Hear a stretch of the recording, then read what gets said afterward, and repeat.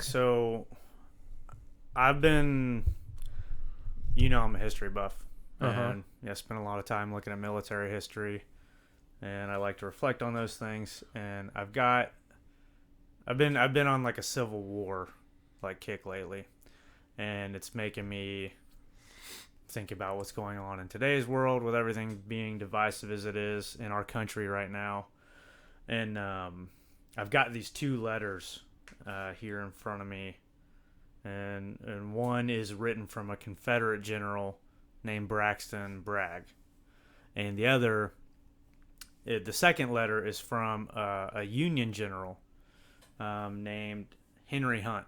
And these two officers were friends in the United States Army. They served together before the Civil War started. And then at the beginning of the Civil War, General Bragg, he resigned his commission in the U.S. Army and went to fight for the Confederacy. And so these letters kind of depict their friendship in this, obviously hellish situation where like our country's divided and people are going to war.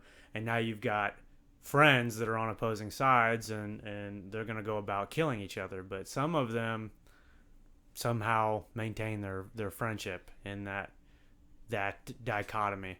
And how does that happen too? Like, is that something, like, how do you go from being friends that have enough in common that you're friends to people who obviously disagree enough ideologically that you're willing to fight, you're willing to kill their people, certainly, for it. And I find that dichotomy interesting, and I think it's worth exploring because there are people nowadays that, they draw a political red line, and, some of those folks are able to maintain friendships now, but other folks have, cut off family members or cut off friendships that they once had before, because it seems like everything is political now. Every conversation, our podcast probably demonstrates that, right? We're doing it on this, but everything translates to the political, and so opinions become divisive now. Whereas maybe 10 years ago it wasn't like that. I'm that's something certain, that's talked about a lot, like by people, but I'm not sure like how true it is because I wasn't around during that time, so I don't know. Like, you were around 10 years ago. Well, like actually prior to that. Because I think 10 years ago is when it started. I feel like we've been building up to this type of thing. Yeah. Like, now people are talking about Civil War, right? Like, that seems to be more and more. But I could have swore I heard it like 5 or 10 years ago. It brought up like touch and go, and now people are really starting to talk about it. It's been a while since I've heard anybody say anything about it now, so maybe it's just one of those phenomena where it just happened, so it was on everybody's mind, but we're really never going to actually get there. Who knows? But it does seem like prior to 25 or 30 years ago there wasn't as much talk, but that's the part we don't know. Like, was there ever, were there ever moments where people were like, this is going to cause another civil war? Is the Vietnam War, like, people were divided about that, and people were, college students were being shot on campus. I'm sure there had to be some conversation of like, we're gonna pop this thing off or whatever, I think it's obvious to say that there is a fair level of social unrest in our country right now. From shootings, right, to political divisiveness. It's there. I don't know. I don't think you get a civil war like we had in the 1860s today, based on geographical. Like, this was a geographical division in this war, the North and the South, and I don't think that would play now. I'm not sure. I could be I could be way off about that, but I agree with you. I absolutely agree with you. I think that's part of the problem. Maybe that's the reason why it's so, like, it just seemed like the Civil War happened naturally, whereas like it hasn't happened since. It hasn't happened since that Civil War, and so I think that I don't necessarily know that people. So the passion that a lot of people in the North brought to the Civil War about their morals, about slavery, or about the South with their state freedom, I don't feel like people are less passionate today. I know they seem very passionate and vitriolic to me, so it seems like the same thing could happen. And so I would probably agree just in that I think that like, yeah, geographical location probably had something to do with it.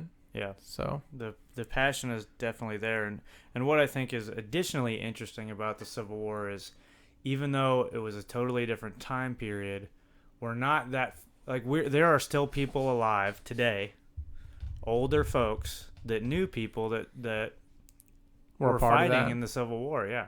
Yeah. I mean, they're going to be in their their 90s. Yeah. But they're still around, and so this is a piece of history that we're still like, there's still living people that can touch and relay older stories from folks who have long since passed. But so let's get into the content. Yeah, hop in a letter and see. So this first letter I'm reading, the Confederate general, General Braxton Bragg, is writing to his friend who is a Union officer now, major. He's a major. He becomes a general, but in this letter he's still a major at the time, and this is written in the year April 21st, 1861. So we're going back a little bit, but General Bragg writes, "My dear Hunt, how strange are the mutations of life that we should be in hostile array against each other. A few short months since companions in the army and almost brothers in friendship, it's hard to realize the fact that we are now in hostile array against each other.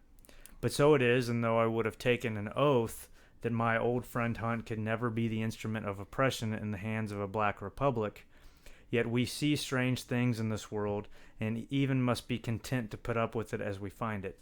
That's already interesting. I mean, that's kind of mirroring some of the things we're talking about in terms of like, how does that happen?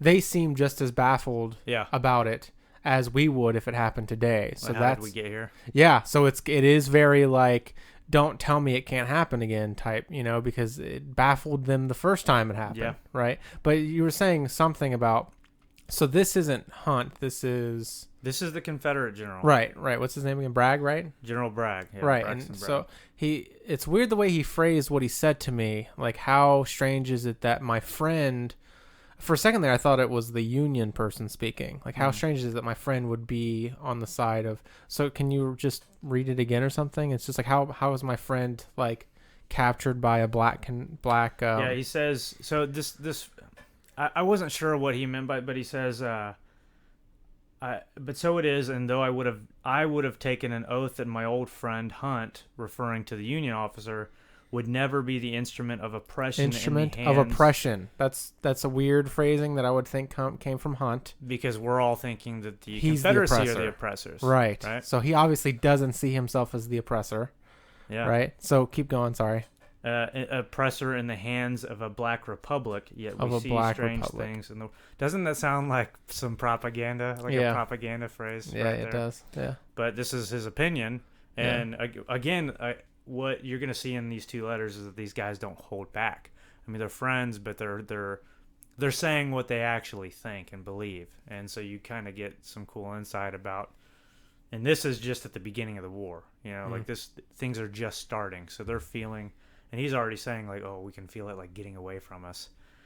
But, okay, so he goes on. Each one of us, of course, will follow the dictates of his own conscience. But for fear you may rest under a misapprehension in regard to this move in the South, I'll give you a few facts on which you may rely. And then I'm just going to skip this portion because it's just kind of extra details, but he says, "I do not say this, my dear old friend, to influence you. I know too well your elevation and character to allow me to trifle with it, but I merely wish you have the truth before you."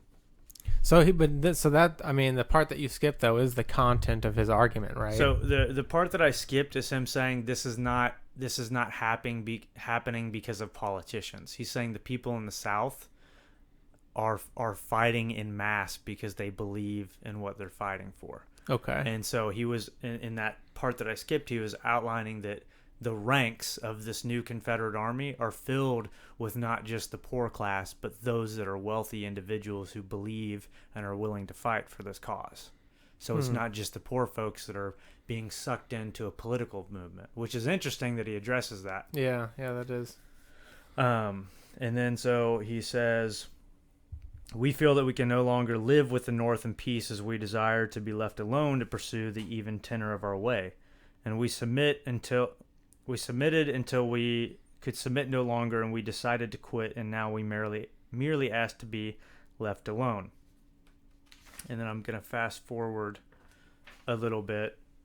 And then like he's talking kind of more about the political situation in the South, and then towards the end of the letter, Braxton writes to the Union officer Hunt, there is room enough in this world for all of us to live in peace.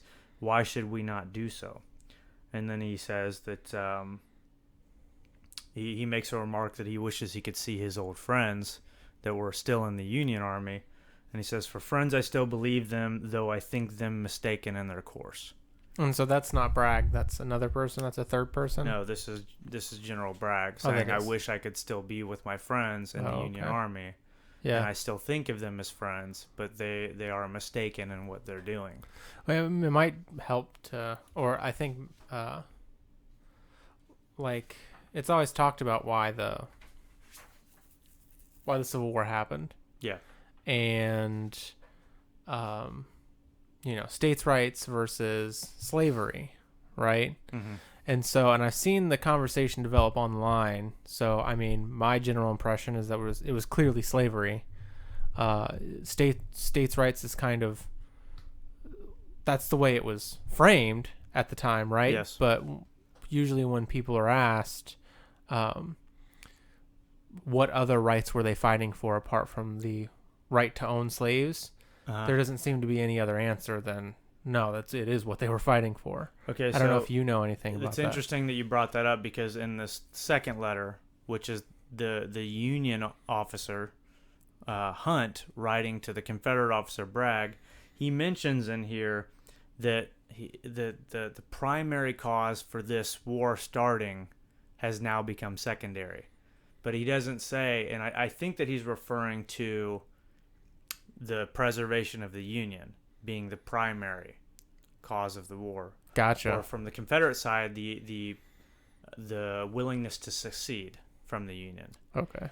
And it immediately, the mantle for freeing the slaves becomes what once was secondary is now primary. Okay, gotcha. And so I can open up, and so again, this is the Union officer Henry Hunt writing to the Confederate General Braxton Bragg.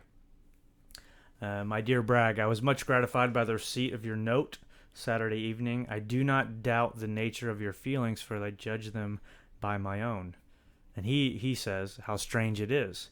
We have been united in our views of almost all subjects, public and private. And we still have, I trust, a personal regard for each other, which will continue whatever course our sense of duty may dictate. Yet in one short year after exchanging at our house assurances of friendship, here we are face to face, with arms in our hands, with every prospect of a bloody collision. How strange. My views on the immediate occasion of our troubles, they are yours. They are those too of my family, all of whom have fought in the North, the battles of the South, and now find they are left to bear the imputation there of having taken sides not merely against their section, but against their country. Yet even now I do not despair of the future. I still think, improbable as it seems, that the clearer view of our interests and necessities will reunite us. So he's saying, yeah, this is probably going to get bad, but I think we're going to be okay. Yeah. But it's going to come at a cost. Which is pretty much what happened. I mean, the South did eventually get reabsorbed. They got some kind of like they had to give up some things, obviously, but they were essentially absorbed in the Union. And I'm wondering if there was another option where they maintained their individuality as the South, but still gave up slavery. Right? Yeah. And what that would have looked like. But that's a side note. And so in this next portion, kind of listen to what he says. He's replying to Bragg when Bragg talks about how it's not a political movement and the people are united en masse. And so this next part is Hunt replying to that defense that Bragg had. And he says, I acknowledge that the people of the Cotton States are apparently united, but I have watched the movement closely and have seen some of the machinery employed to bring about this unanimity of expression. And I'll be frank with you, a Democrat of the, and then there's an intelligible word that we don't know what he says, but a Democrat of the school, I now believe that the party was broken up simply to bring about secession, and unfortunately the course of events in the South has enabled the leaders to drag the people with them. So he's saying, no, this is a political problem that didn't need to come about the way that it's coming about. Mm-hmm.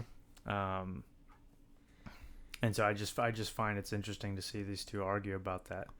And then he says, yeah, and I think that's mirrored today or whatever in terms of like everybody thinks that everybody on the other side is a kind of under the influence of the propaganda of their politicians. Yep. Right? And that happens a lot. The left thinks the right are, and the right thinks the left are, right?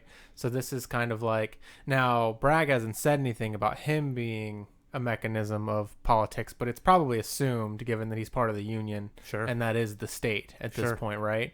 So that's already assumed, but he's kind of hitting back like, nope, you're a robot. You're a robot of the politicians too, and that's still going on today. Yeah, I just think I just find these letters so relevant. That's why I wanted to like throw them out there, because if I wouldn't have said anything about the Civil War or whatever and just pulled out some of these chunks, you'd be like, they're just talking about what's going on Trump today. or something. Yeah.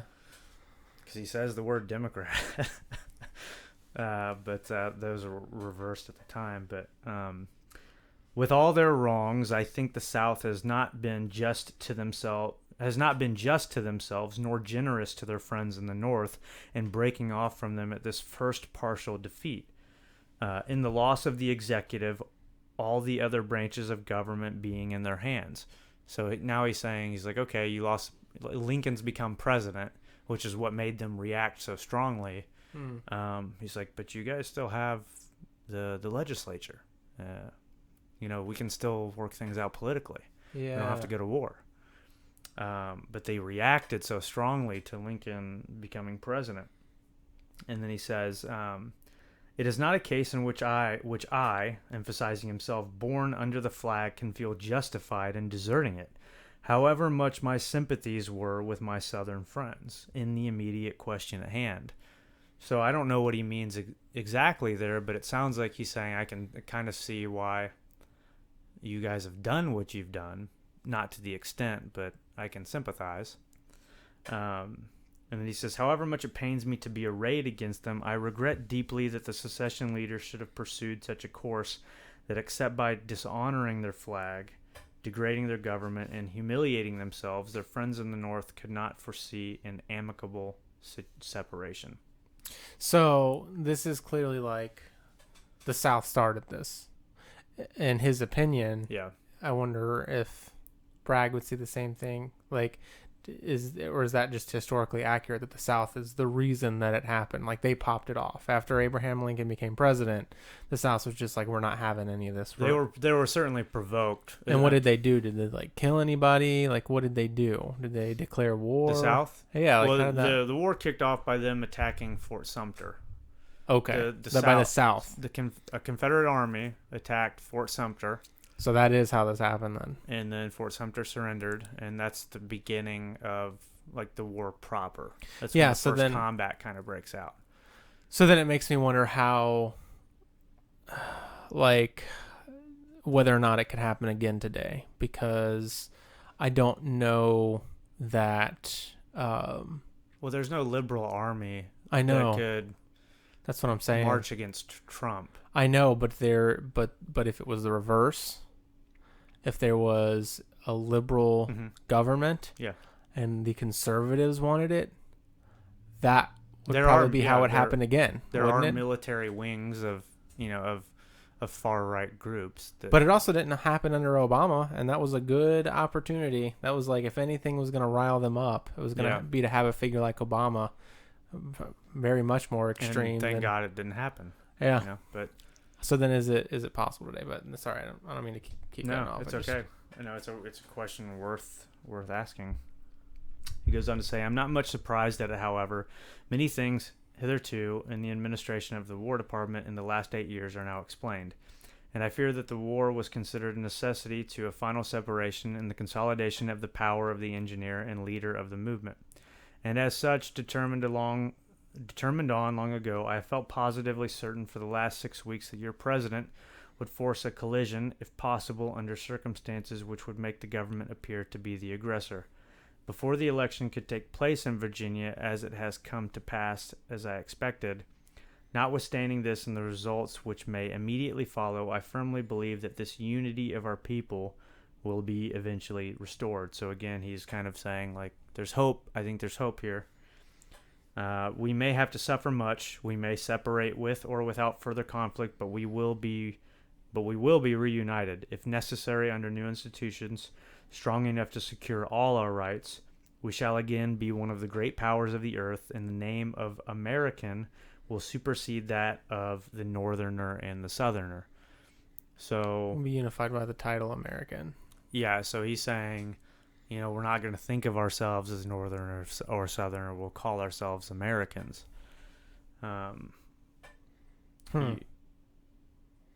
That's interesting too. So you have the it's skipping my brain right now. Yeah, you have the Revolutionary War. Yep. Right. And it's not like once that was finished, okay, now we're Americans. Like, we have a constitution, right? But things haven't settled enough that we just fought a war together though. So there's that too. But I just get the impression that there was still division. But I think what happened after the Civil War was because of the circumstances that created a melding that, like, I think keeps us stable because we continue to see each other as Americans more often than not. Yeah. And then that's interesting too because I feel like that is changing now. Whereas that might be the difference. That's where I would want to go and look in the history books or whatever in the 60s or 50s, like, where people we started to consider communists un-American, right? But they probably considered themselves that to a certain extent. Yeah. But you still consider people of the other party American. Like, they're still American, right? I'm still American. Mm-hmm. Whereas now I feel like you're more likely to hear somebody on one or the other side say you're un-American. You're not an American. Yep. That is a sign of division and something that I think that's a perfect example of how something like that could happen. We keep returning to political labels. I mean, a lot of our episodes, and these are Northerner and Southerner are political labels. I mean, they're geographically based, but they're political labels because they have political connotations in accordance with them. And continuing, he says, you will doubtlessly think all this is dreaming. I do not know one intellect that can grasp all the results of this grave movement. Revolution devours her children. The plans and expectations of the leaders on both sides will fail them. And then he says, already the original cause of the quarrel is dwarfed and become secondary. So this is April 21st, 1861. This is the very, very beginning of the war. Like, we're not far into it at all. And he's saying it's already the reason that we're doing this has already gotten away from us. Yeah. I still don't know what it is, though. I mean, or he hasn't said it yet. It hasn't been said plainly what the first and secondary causes actually were. Well, when he's writing this, they're both going to know what the primary cause was. And I'm assuming it has to do with the preservation of the Union and not slavery. Of course, but the thing is that slavery is a part of that preservation of the Union, because this is the reason for division is that this is a significant portion of the economy of the South and their way of life. Mm-hmm. And there were abolitionists in the North who were, pushing, we're expanding states out in the West at this point in American history. And there's the fight, okay, is Kansas going to be a free state or is it going to be a slave state? Is Missouri? Well, because, see, the thing is that that's a good point. But I've watched a lot of like documentaries or even like reenactments or whatever. Yeah. I read this and that when I listen to even union people speak, they don't seem like a bleeding heart liberal that deeply cares about the plight of African Americans, or Africans, or however you want to put that into words or whatever. That doesn't seem to care about slaves necessarily, right? There seems to be something else that's motivating them, and I'm wondering how much of it is a political switch where some people in power, obviously people who are well-read and intelligent, saw issues with slavery, and it was labeled as these people are rebelling against the Union. Like they're trying to not be a part of what we're trying to create type deal. I would push back against that a little bit. Like I can cite you a famous letter by Major Sullivan Ballou, and he died at the first battle of Bull Run or Manassas, whatever you want to call it. And he wrote a letter to his wife shortly before the battle. And one of the things that he took great pride in was that, like, I am participating in this cause that will free an entire group of people. And I'm sure every individual had different reasons for why they served. Well, because I mean, even when this whole thing was going on and they were fighting about it, and I'm gonna fuck this up, so I apologize, but Congress or the Senate, right? It was hugely divided, even among like union politicians, or when they were asked why they did it. Slavery? Yeah. Oh yeah. And when they were asked why they did it, it wasn't always because of slavery. It had something to do with the states, which I just think is really. But again, it sounds like here, just at the beginning of the war, they're already confused. Does he ever mention slavery at all? I mean, I'm not sure. Let's see. Okay. I can't recall. Okay. All right. Sorry. Go. You can continue. Yeah. So he says that the original coral is dwarfed and becomes secondary. Events differ widely from what the projectors expected and are assuming forms and proportions that will place the results beyond the formulas established by those who expected to direct and profit by them. So he's just saying things have gone, like, they've already gotten out of hand. We don't know what's going to happen now. Yeah. It's a great mistake to suppose, as most men do, that bloodshed will be an insuperable obstacle to reunion. History does not teach this lesson, and our people do not value human life so highly as to make them exceptions to the general rule. It will be a frightful calamity, therefore, but the ill effects will pass away with the immediate actors. So it sounds like he's saying something like, as bad as it's going to get, the bad parts might be forgotten once all of us are gone anyways. But I'm not sure that's panned out that way. But let's see what he says. Within notwithstanding centuries of war, Scotland and England constitute one kingdom. Within 1 century, oceans of blood. And then there's some errors in the letter. Shed and strife between the different parties and provinces of France. The French are now a united people, stronger than they ever were before, and the terror of the world.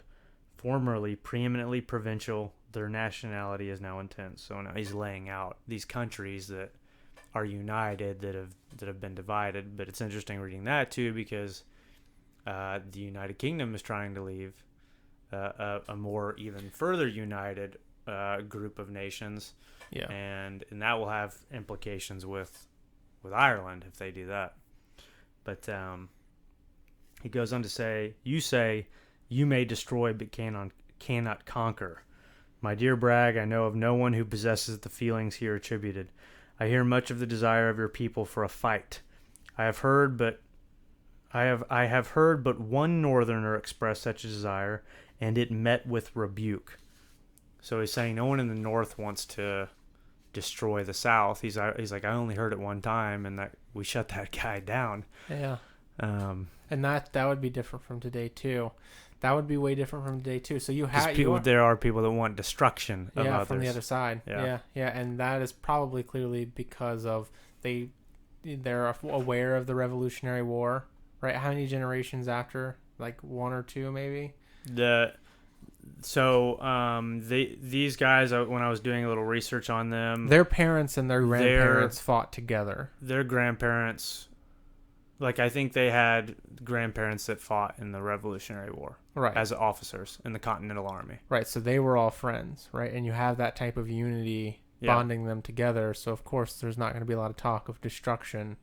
Those were your friends. Yeah. We also don't have that type of bond today. Yeah. That's what's so endearing to me is because they still understand that there's some kind of kinship that they have to one another, some obligation. And then this is towards the end of the letter. He says, "Yet it would be accepted as a necessity if forced upon us." So he's saying we will do it if we have. We will fight if we have to. And your expressed wishes and feelings are those of all of us here, that the troubles may be settled amicably is the earnest desire of all of us.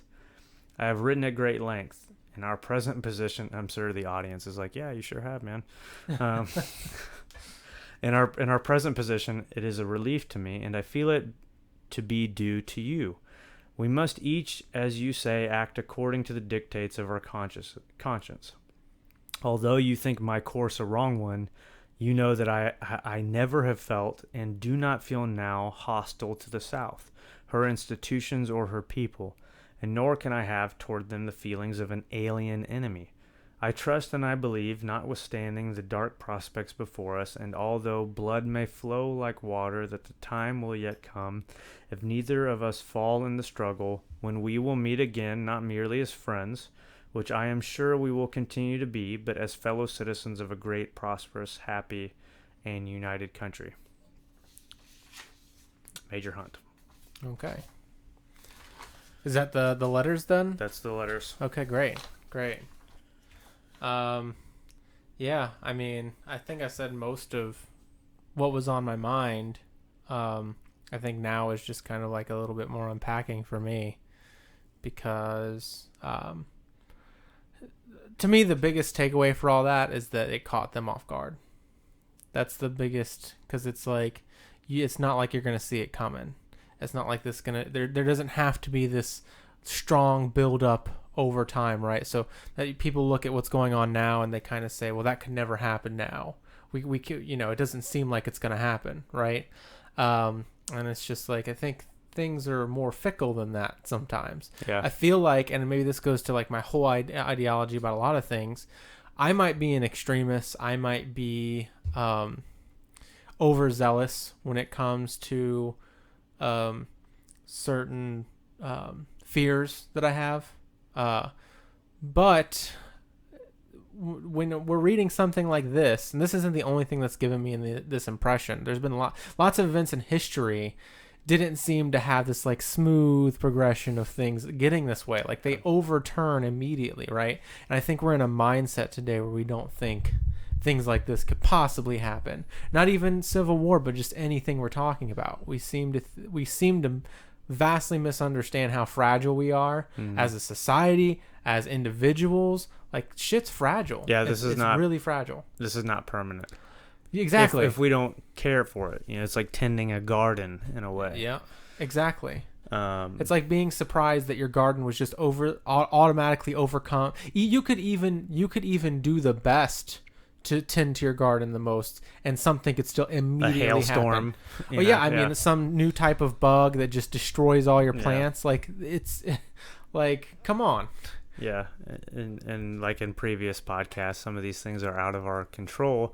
But some of it is, and I think it's good that you highlighted what they say in the letter, that this thing. I mean, there was talk of war before this happened. I mean, there was like people were aware of this like sick underbelly in the country at the time, but they're still like, this got away from us, like just fast, and it didn't have to. And so, how much is Trump a perfect representation of that? Yeah, right.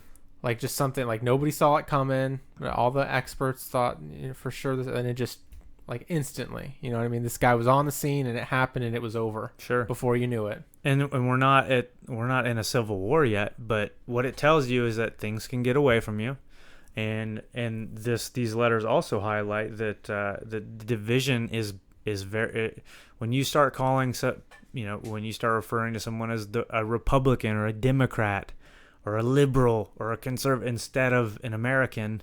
When we strip ourselves of that unified label, and you draw that line in the sand, then things can they can get bad.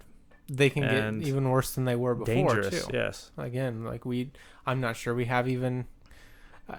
I think I got the impression that this isn't the only time this has happened, right? That there were lots of such letters, right? Yeah, this is not an isolated thing. Right. And I don't know how much we would see those if something happened today. Yeah. I feel like both sides would be it would be different in some ways. Yeah, and this isn't, the reverse did happen in the Civil War as well. There's, when I was doing some research on this stuff, there were families that were destroyed because, one person chose to fight for the South or the North, or vice versa, and the family didn't support that decision. And that when we opened up this podcast, I think if we talk to enough friends, we probably know someone that has cut out a family member because of their belief system. Oh, for sure. And multiple. And I don't think that that's an uncommon experience in our modern time right now. Yeah. And we're not even at a civil war yet. Yeah. But people are doing that. Well, let's talk about now what that line is.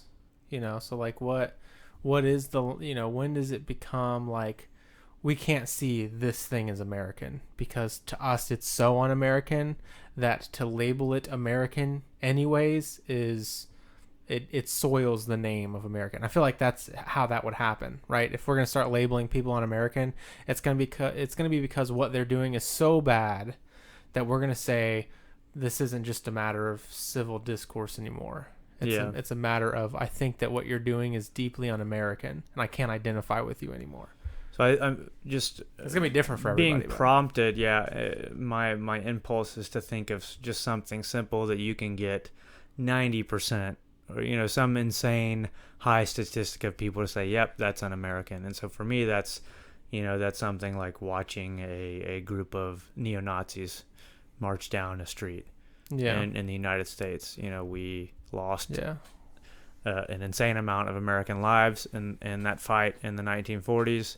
And those values are, clearly un-American. So I think it's easy to draw red lines on some of those things. Well, I can actually recall because I just said it recently. And it was due to, and I don't have the facts on this. So if the facts were wrong, I apologize. And I admit that I was wrong for saying it. I was getting them secondhand. Okay. I'm trying very much to keep my sanity by doing my own work and removing myself from political conversations a little bit more. But basically what I understood it as was Trump told Netanyahu to not allow two American senators into Israel. I think they're congresswomen. Are they Congress? Yeah. Oh, yeah, congresswomen. Yeah, you're right. Because it was Ilhan Omar, and then it was somebody else, too. Talib? Is that right? It may be. Yeah, you're probably right. Yeah. But that seemed really un-American to me, and I remember hearing the reason. The reason had something to do with it too, but I honestly can't recall the reason at this point. I don't know much about that situation, so yeah. So maybe that's biting off just a little bit more than I can chew. But it was. I just remember, what was his reasoning? His reasoning was because because she was invited to go to Israel, and they told her not to speak out against, I'm pretty sure just the Israeli occupation. I'm pretty sure they were just the Palestinians or whatever. Yeah, so don't mention that at all. And she refused to. Mm-hmm. And then Trump retorted by saying, well, just don't let her in, and don't let Ilhan Omar in either. And that just seemed like you're telling a foreign leader not to let you, granted one we're allied with, to not let in your people into that country.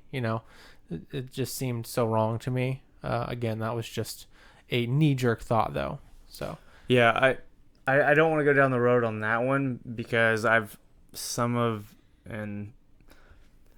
have read some things that suggest that they may have met with they may have had intentions to meet with certain groups that we're gonna like overthrow were nefarious actors. Yeah.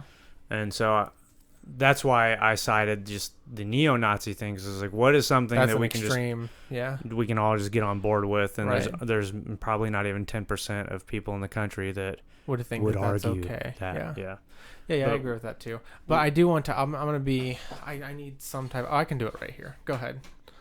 what I find appealing about these letters is that even though these ideas got away from them, they were still able to maintain some level of hope and like kinship and love for one another, which I think is really important right now. Mm-hmm. That people try to find that as best they can, but you're right in that there are greater things and greater forces at work that at some point you do have to draw some kind of line and say, oh, I have to make a stand somewhere. You know, I have to stand for this idea or that idea, and you have to do that. And so that dichotomy is what drew me to this letter, or to this series of letters, and exploring that. Yeah, and my position is I know a lot of extreme liberals, and who draw a very thick line way towards, or like they're on the left, they're over here, here's the line, they're way over on the left, and they draw the line somewhere on the left. They won't let anything past that. They're just like, you're complete scum and I want to destroy you, right? And I guess my own position is, this is just me, is that like, people's brains are useful. I want as many people on my side as possible. I'm still going to draw those lines, but I'm still going to have the hope that they're going to come over here because I need their brain. Like, I need them. I need that type of companionship. I need that extra mind to check, right? They're going to bring things to the table that I'm never going to bring. And so I would prefer the verbal war. I very much prefer the verbal war because I want to get them over here. That doesn't mean that I'm also not necessarily going to negotiate or concede either. There's certain things I'm just like, I don't care how right you think you are. I'm not going there. Yeah. But I'm not going to bring it to the level of fight yet.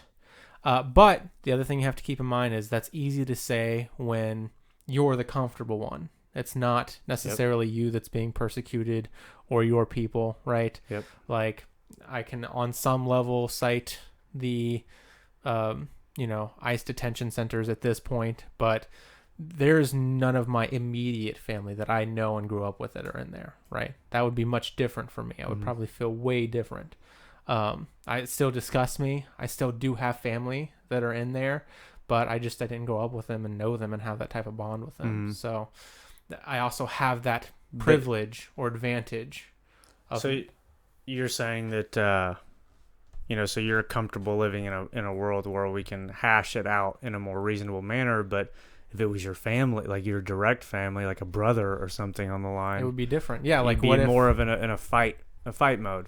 Yeah, like what if it's something had happened? Like, my brother's been in some pretty bad circumstances, right? Yeah. And like, a lot of them are his fault, and I have to, like, if he fucks himself up, I'm not going to blame other people because he fucked himself up. But he hasn't always been that person, and had some of the situations that he'd been to actually been as bad as they could have been. I probably would have been there. You know what I mean? So, but they didn't, thankfully. And I'm going to go ahead and walk myself out onto the plank here. Okay. Because I'm going to sound like an apologist of sorts, but we have to remember that ideas are complex, okay? Mm-hmm. And so someone that may choose to stand on one red line or the other that might seem obviously wrong. Like, to us, if you fought for the Confederacy, it seems, just as clear as can be, to that having been the wrong choice. And I remember you prompted a question on the show a couple episodes back where you asked me, if you had the choice between like saving your family or like this insanely large population of the world, I got uncomfortable. I was like, I'm not answering that because I'm gonna pick my family, even though in the greater sense, in the greater scheme of things, that's probably the wrong choice. But my loyalty is to these people that I know and care about and love. Yeah. And I'm sure that this was the occasion for a lot of individuals that fought in the South, and so they actually chose a great evil to side with at the expense of their family. Yeah. And I don't know, there's the lines that you have to draw to stand for something are not black and white. Sometimes they're pretty gray. Yeah, they are, and they're more gray than people give them credit for. That's why I don't know what to say or do with certain people at this point. Even like the ones that I agree with. Like I check the list with them on all the topics, but I hear the way they talk about it, and I'm like, you're too confident in what you think. Like we believe the same things, but on topic X, I only believe it because I think the evidence tilts that way, whereas you are just unrelentingly kind of all in for it or whatever. But I don't know if this will change the topic too much, but I did. That's fine. I don't know. Have you ever seen this before? The paradox of tolerance. Yes, this is pretty good. This is what I tried to convey before, and I think this works in really well with all this. This is a comic, kind of like a comic strip. Okay. Because people have had this conversation too about, oh, that side's intolerant, right? You're not being, and it's usually an accusation. It's not always, and I guess I shouldn't say usually, but it has been in context where I've heard it. It's been an accusation of the left, that the left isn't being tolerant of the right and certain ideas. And I'm not saying that this applies to all situations, by the way, but this is, and this also goes into, remember we were talking, we watched, and people may know of it, but the Christopher Hitchens clip, right? Where he's talking about freedom of speech. Yes. Right. And yes. I think it's speech, great. Right. Yeah. And then so this is kind of a response to all that I think makes a good point. This is Karl Popper. He's a very famous philosopher of science, even. And so the comic strip is The Paradox of Intolerance by philosopher Karl Popper. And so what we have two people here that are talking about Nazism, and they clearly don't like it. And then so the script is kind of, should a tolerant society tolerate intolerance? And so you have a Nazi here. You want more tolerance? Respect my ideas, right? That's their response, is respect my ideas. That's the Nazis' response. Right, exactly. So the answer is no, that you don't have to tolerate intolerance, right? That's the paradox of intolerance is what it's called. And I tend to agree with this. I think that there is a certain point where it's just like, we have to pay attention to where the power is and where the intolerance actually lies. Because I can yell at somebody and you think, oh, you're being intolerant, but it's just like, he's trying to shut me down, right? And this is what we've said before, where it's just like, I don't think anybody who is fundamentally questioning the humanity of another person is guaranteed a platform in the public. Because they are using that platform to try to deplatform other people, which you don't get to do. Especially if you have power, it becomes dangerous, right? So that's kind of where my line is. Yeah, in the realm of free speech, referencing that great, it's like 7 minutes speech that Christopher Hitchens gives. Do I think that everyone has the right to say what they really think and say that out loud? Yeah, but I'm going to give you nothing. In the example of Nazis, I'm not going to give you any more than that, because I know what happens if you get your idea. If you get the world that you want, I know what happens. Yeah. And so I'm not giving you anything but the ability to use your voice. Yeah. You know what I mean? But that's all you get. Yeah. Yeah. Some people might be afraid that that's enough for them, that as long as their voices continue to heard, it will perpetuate people who are emotional. But I want to finish this real quick. It's a paradox, but unlimited tolerance can lead to the extinction of tolerance. Unlimited tolerance can lead to the extinction of tolerance when we extend tolerance to those who are openly intolerant. The tolerant ones end up being destroyed, and the tolerance with them.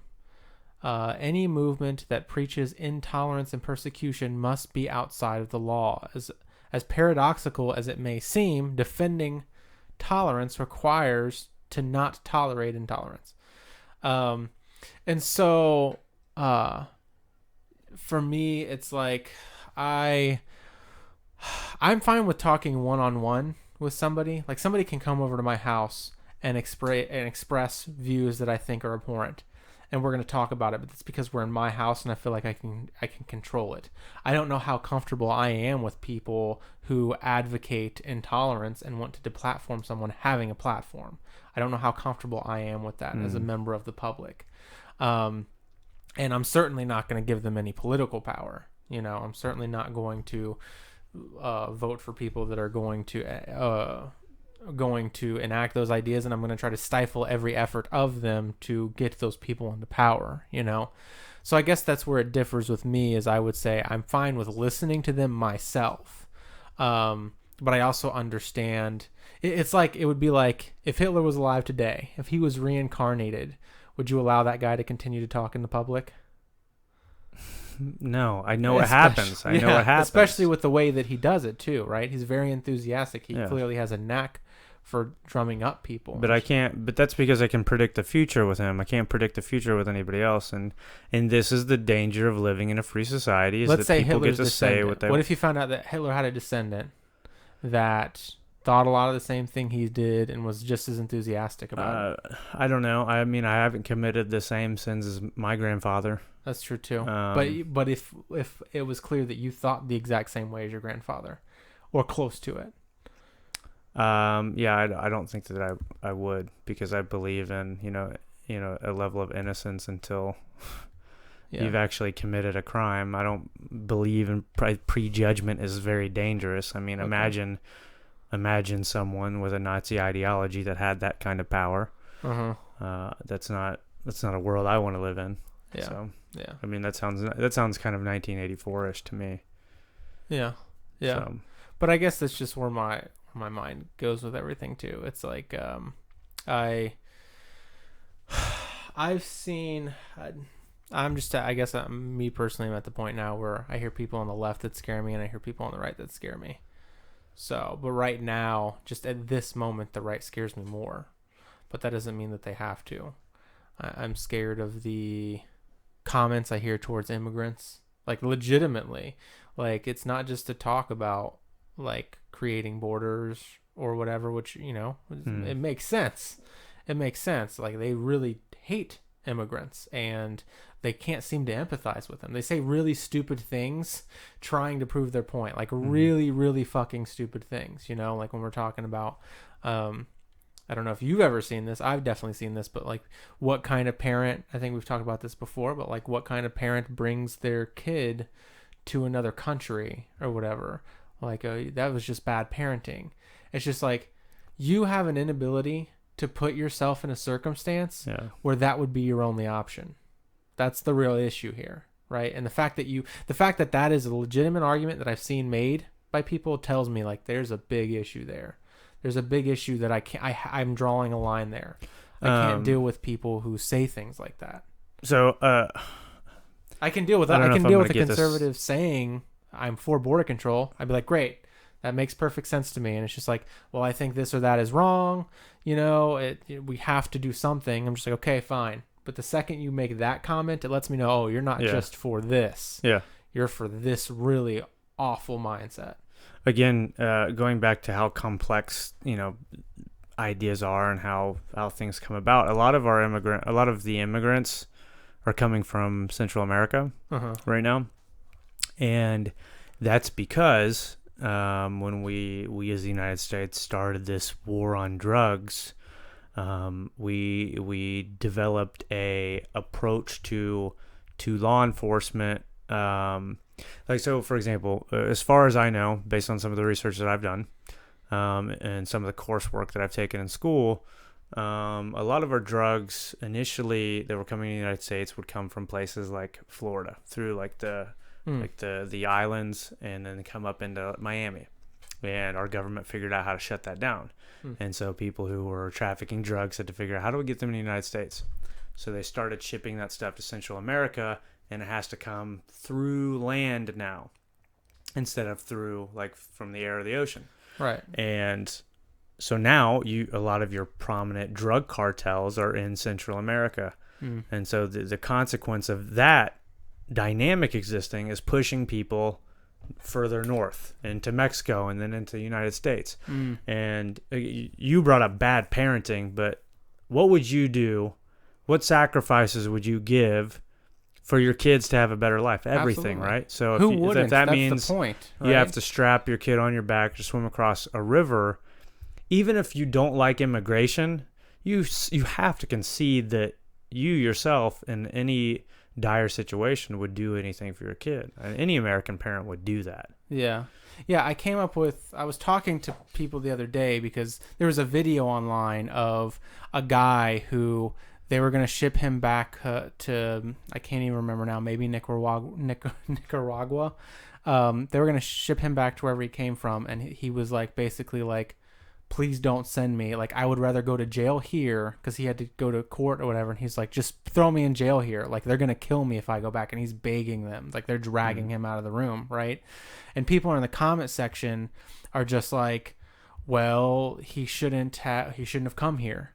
Or he shouldn't have committed the crime he committed, which is like, you don't know why he came here, and you don't know the crime he committed. He could just be about to be arrested because he's illegal. Right? Yeah. And it's just like, you can't imagine a guy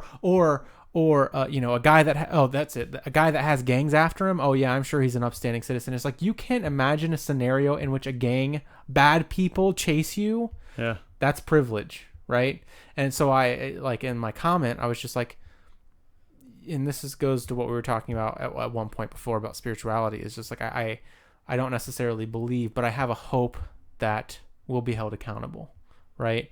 And so, like, if there was a hypocrite hell where it's just like, you think that, okay, well, now you're going to be put in that scenario, if you do the same thing that person does, you go to hell, essentially. Because people, I feel like, would if you're be not repentant, I would add. Right, exactly. If you're not just like, I was an idiot, you're right.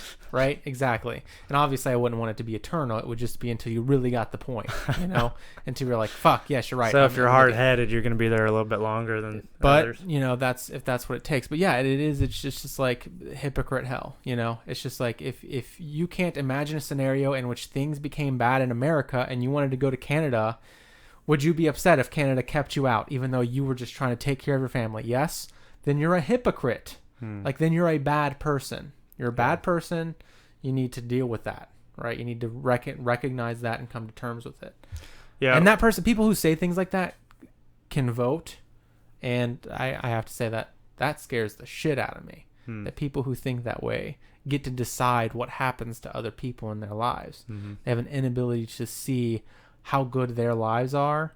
And it baffles me. Like, Again, it's a danger of living in a free society where everyone gets a choice in our government, and that's why some level of a moral compass is important in the functionality of a democratic society. Regarding, I just lost my train of thought. Sorry, man. No, it's okay. It's almost there. I was talking about a moral compass, and then what point did I want to bring up? Yeah, I lost it. It's gone. We need a moral compass. Just before that. Well, I was talking about how it baffles me. Like, I don't understand how you could. I got it. Okay. It's good to have in public discourse when people are talking about immigration. I think what we're trying to drive at is we want people to acknowledge the nuance. So, like, sure, if you're a strong if you're an ardent opposition to immigration, I still want you to acknowledge that you understand why they're making that choice to come here. Yeah. And so we have to find that balance between acknowledging the reason that they're doing what they're doing, and maybe we can address that. We have in the United States a great opportunity to influence the world. Mm-hmm. And so, okay, if you don't want people coming to this country from wherever they're coming from, and you want stronger immigration, stronger border security, fine. But maybe we can be empathetic enough to try to improve where it is that they live, or assist in some capacity. Yeah. Okay, the reason they're coming up here is because drug cartels are making their personal lives a nightmare, and their governments are so corrupt that they have nowhere to turn. There's no institutional protections for them. So what do we do about that? I mean, we can just keep chucking them back in the river and letting them walk back on their own, or we can throw them in these like really gross internment, detention facilities that we have now, or we can, try to come up with something a little bit more creative than some of the things that enforcement policies we're seeing. Luckily, it seems like some people, especially kids, are going to start to get like hygienic products. It looks like that's going to happen, so that's great. But going back to that line idea, that is the line for me. So it's like I can imagine. Where's the line? The line is kind of theoretical or fiction between a real conservative and liberal, nuanced, difficult conversation.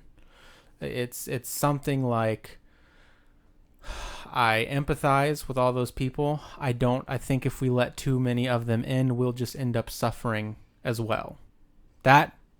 Okay. We have to, like, I don't agree with it. I want to have a conversation about it. But I can do something with that idea. Exactly. Where are the numbers at, right? The idea that I don't like them and I'm going to assume that they're all bad actors and I can't really empathize with them. I can't do anything with that. That is not a reasonable position that I can do anything with. Yep. So it's just like, if I'm talking to a conservative and they say all those first things, I'm just like, okay, we're on similar ground. We're still Americans in my view. Let's hash this out. Let's do the political thing, right? But the way I hear some conservatives, and not to just make this about conservatives when we're talking about certain topics, I hear liberals say similar things about conservatives, or they're just espousing ideas that I think are really harmful like they seem to, on some level, there are quote unquote Americans that really are towing an authoritarian line.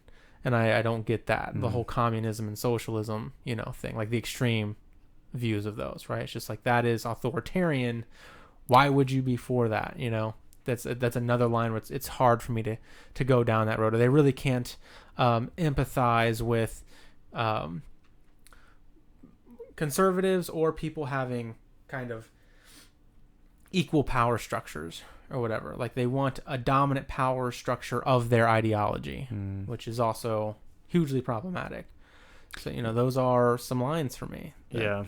When I look back at like our recent history, I think the expectation was that by the conservative side was that Obama would take an authoritarian stance on things, because remember, he's like, he's gonna change our country, there's this fear that I remember hearing about. And I think at the time, I probably myself bought into some of that, to be honest. Yeah.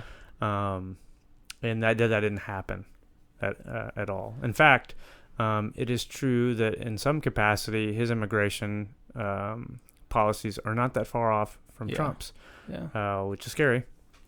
But then you get Trump, who is the authoritarian response to that initial fear from Obama. Oh, that's an interesting way of looking at it. And then now my inclination or my intuition is that if Trump loses, which right now I don't think he's in a position to lose unless the economy does crash, which everyone's saying. I think it's possible. I think he could lose, but that would be a different conversation. The reason I'm bringing this up the trail is now, I think if you do get a Democratic president that beats Trump, I think they may be as inclined to be as authoritarian as he is, as a response or a mirror to his behavior, because the idea will be like, okay, we're reverting in the same way that Trump is undoing everything Obama did. It's just going to be we're going to dismantle Trump's. But in the process, you're going to swing, right? And that's kind of the idea, is with that momentum, you're going to end up swinging to the left more. You're going to be like, I'm going to run through all these things. I think the swing analogy, I like your swing analogy, but I'm going to change it. So when you push a swing and it's moving, right, it starts off low, but there is momentum. And as the momentum develops, the swing is moving farther and farther and higher and more forcefully. And that's what I think is happening with Obama, the swing starts moving a little bit. People fear some type of authoritarianism. It doesn't happen, but then Trump becomes president, and that momentum picks up, and he is authoritarian. Yeah. And now you get whoever else replaces Trump, and the swing is going to keep. Someone's got to like stop that swing from swinging, and slow us down a little bit. Well, do you think that in regards to the people we were talking about, those truly unempathetic, intolerant people on either side, do you think that that's the majority or the minority? I think it's the minority, but I don't think prevailing heads get to speak in popular media because it's uninteresting, which is why I think a lot of our generation turns to podcasts and more alternative forms of media, because we're wanting to hear authenticity, something true. Yeah, that could change things. That could legitimately change things after watching Bernie Sanders on the Joe Rogan podcast. Yeah, because he gets to speak like as a human being. You get to hear, yeah. And I've heard, I watched an interview, where Andrew Yang was talking about how certain candidates have access to speaking to these media outlets before their debates that he doesn't. And when you're forced to answer a question in 2 minutes, we're not getting any truth out of that. It's just especially if the question's already loaded with whatever you want to paint, right? It's already loaded with all those presuppositions about the candidate. And they fuel drama. Popular media fuels drama, and so we see all the extreme things. Was that you saying that like the recent debates look like sports newscasting or whatever? No, I think that was Joe Rogan talking about that. Oh, okay. I think I saw that. Was it okay? I can't remember where I heard that from, but I think so too. I think it was Joe Rogan. Yeah, it is. We've got to get away from. That's a huge problem of humanity. Like, we got to get away from how we're monkeys that get dazzled by things. We get dazzled by bright, shiny things. We gotta move away from that. Well, this is gonna sound. Now I'm gonna sound like a socialist. So I'm just gonna keep walking myself further out onto the plank today.